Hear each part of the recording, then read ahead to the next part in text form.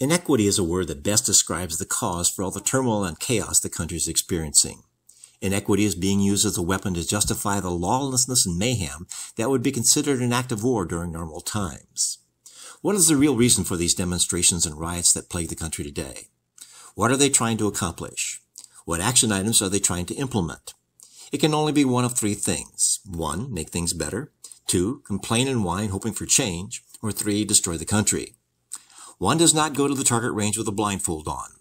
One must see the target before they can hit it.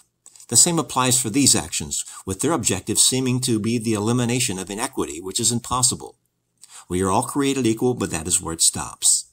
Inequity is not an action that someone can inflict, like being punched. It is a state of mind or perception, like hot or cold, up or down. Inequity is relevant only to the observer or by those that are being told they are a victim. Eliminating inequity is not a right covered under the Constitution. Inequity is a fact of life. It is not what happens, but how you deal with what happens. Logic would imply that normal people would do that which makes things better for themselves and for those they love. These rioters don't seem to realize there is a silver rule. Don't do to others those things that you don't want done to you. These mobs are perverting the word democracy, thinking if enough lawlessness happens by enough people, they will get their way. This is not democracy. That is anarchy, with those rioters feeling justified in destroying and attacking police because everyone else is doing it. These rioters are not protesters, but a small minority of cowards who remain anonymous, hiding behind the social media disguise. They are opportunists who subscribe to the mantra, never let a good disaster go to waste. They say they want inequity solved by eliminating inequality. That means they want things they don't like eliminated. They feel persecuted, victimized, and angry. But the incredible part is they want it solved by discriminating and punishing everyone else for their bad decisions.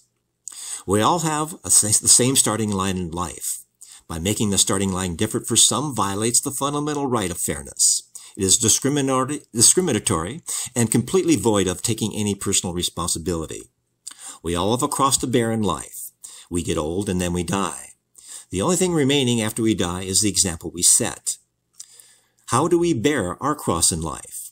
The question we must ask, if everyone did what we are doing, would the world be a better place? This is what profiles in courage looks like, and we must remember they crucified Christ as well.